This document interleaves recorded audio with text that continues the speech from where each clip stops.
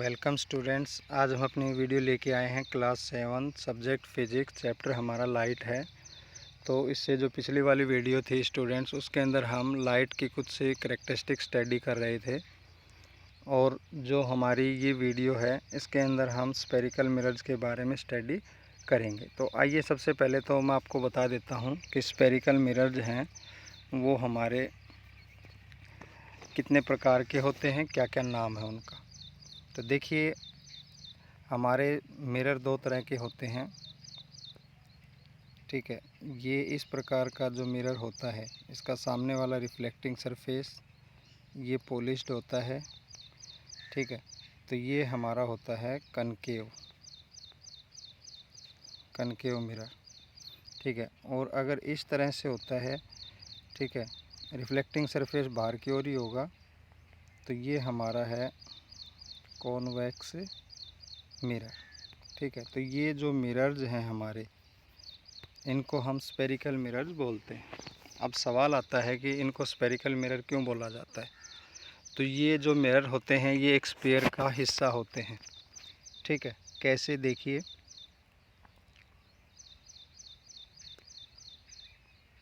हमने ये एक स्फीयर ले लिया। ठीक है, इस स्फीयर का ये सेंटर ले लिया,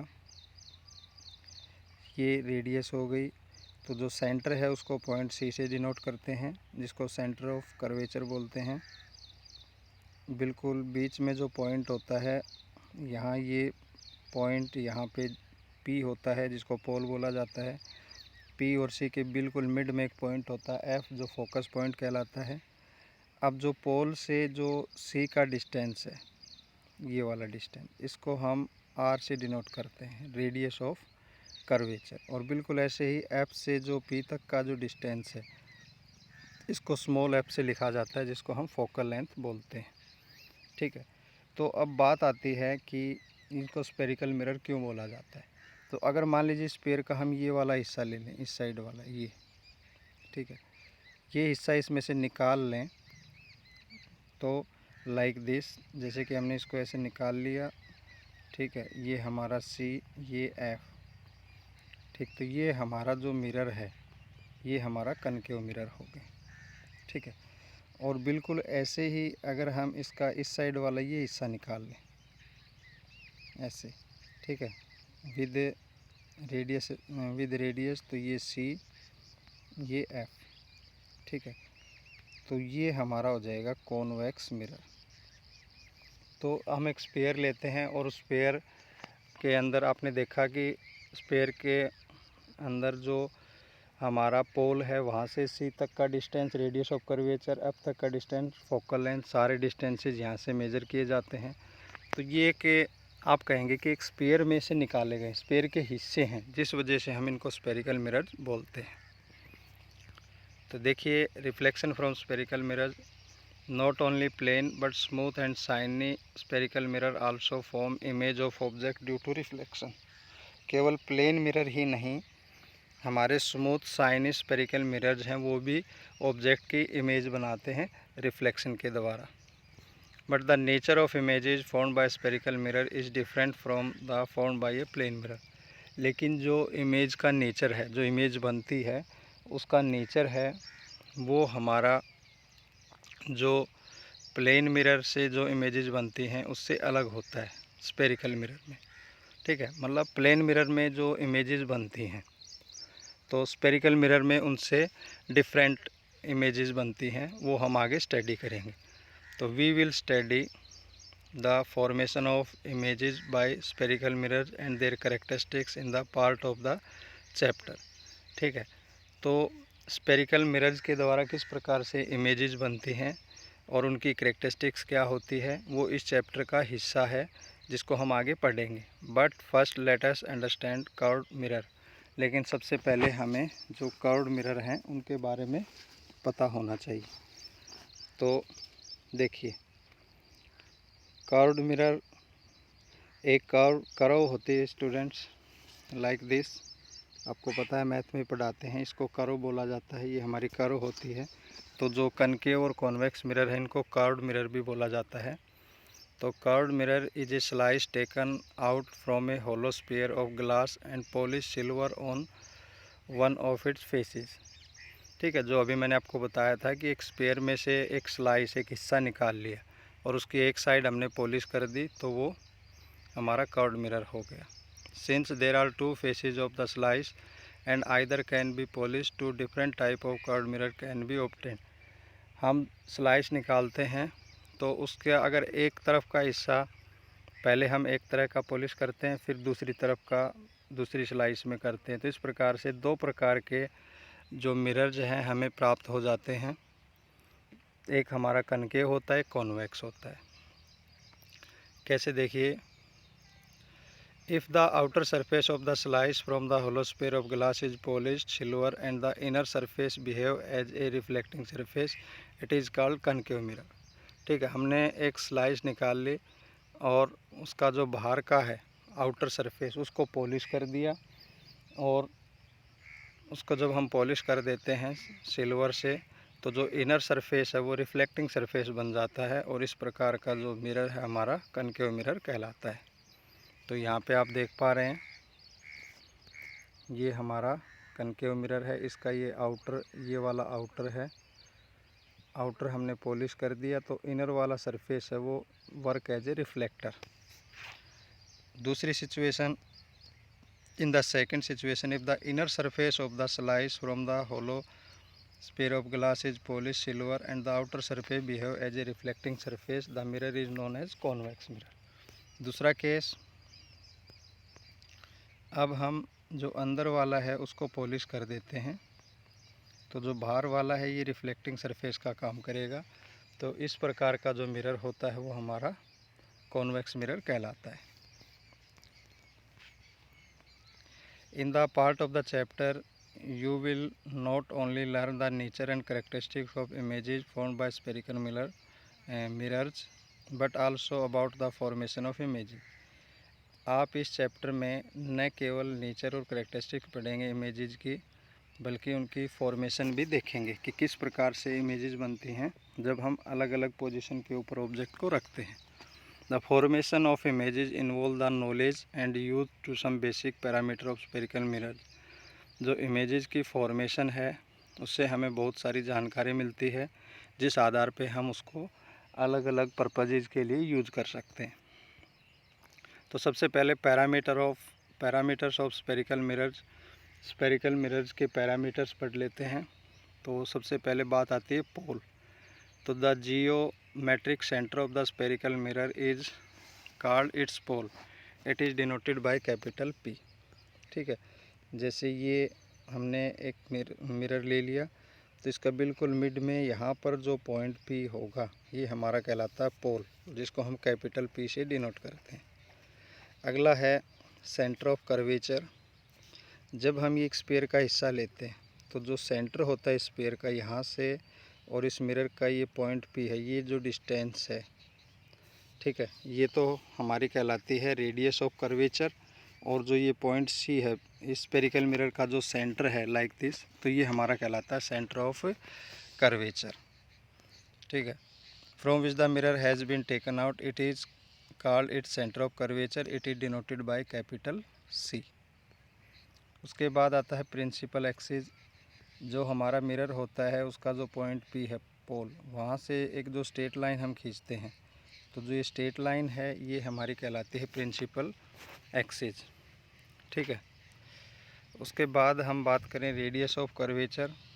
तो रेडियस ऑफ कर्वेचर जो बिल्कुल सेंटर है स्फेरिकल मिरर का, वहाँ से और पोल तक की जो डिस्टेंस है ये हमारी क्या कहलाती है, रेडियस ऑफ कर्वेचर। उसके बाद हम बात करें फोकस। तो सेंटर ऑफ कर्वेचर और पोल के बिल्कुल मिड में हम एक पॉइंट ले लेते हैं, जिसको हम F से डिनोट करते हैं, ये हमारा कहलाता है फोकस। ठीक है, जिसको कैपिटल F से डिनोट किया जाता है। उसके बाद अगर हम बात करें फोकल लेंथ की, तो जैसे ये आपका सेंटर C, बिल्कुल बीच में फोकस पॉइंट, यहाँ ये पोल होता है P, तो फोकस पॉइंट और पोल के बीच की जो दूरी है वो हमारी कहलाती है फोकल लेंथ और डिनोटेड बाय स्मॉल एफ। ठीक है। उसके बाद also a ray of light travel from an object to the mirror is called an incident ray and this ray of light send out of the mirror after changing its direction is called reflected ray. देखिए जैसे ये आपका mirror है, जो light इसके ऊपर incident होगी, रे ऑफ लाइट, ये हमारी इंसिडेंट लाइट होगी और इससे रिफ्लेक्ट होके जब चली जाती है तो ये हमारी है वो रिफ्लेक्टेड रे होती है। मतलब जो मिरर के ऊपर जो लाइट इंसिडेंट होती है वो हमारी इंसिडेंट रे, और जब इसे टकरा के वापस मुड़ जाती है तो हमारी रिफ्लेक्टेड रे। ठीक है। उसके बाद हम बात करें the learn the formation of images. We will be drawn some diagram using the incident ray, reflected rays and the spherical mirror। देखिए जब हम फॉर्मेशन पढ़ेंगे, इमेजेस की फॉर्मेशन पढ़ेंगे, तो उसके अंदर हम डायग्राम ड्रा करेंगे जो आगे आएगा हमारा। ठीक है। तो यहाँ पर स्टूडेंट्स हम इंसिडेंट रे और रिफ्लेक्टेड रे का यूज़ करेंगे स्फेरिकल मिरर्स में। तो जो इस प्रकार से जो डायग्राम बनते हैं वो हमारे कहलाते हैं रे डायग्राम, जो आगे आप पढ़ोगे। ठीक है। In ray diagram the image is form at the point where two reflected rays actually meet और अपीयर टू मीट। ठीक है। देखिए हम कुछ से कॉमन करेक्टरिस्टिक्स हैं उनका यूज़ करके रे है, इंसिडेंट रे है, उसको रिफ्लेक्ट कराएंगे। तो जब दो रिफ्लेक्टेड रे जहाँ पे मिलती हैं, जिस पॉइंट पे, वहाँ पे हमारी इमेजेस बनती हैं। ठीक है।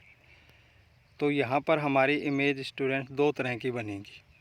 पहली हम बात कर लें कि the image formed by actual meeting to reflected rays is called a real image. Actual में जब दो रिफ्लेक्टेड रे एक पॉइंट पे मिलती हैं तो वहाँ पर जो हमारी इमेज बनेगी वो हमारी रियल इमेज होती है।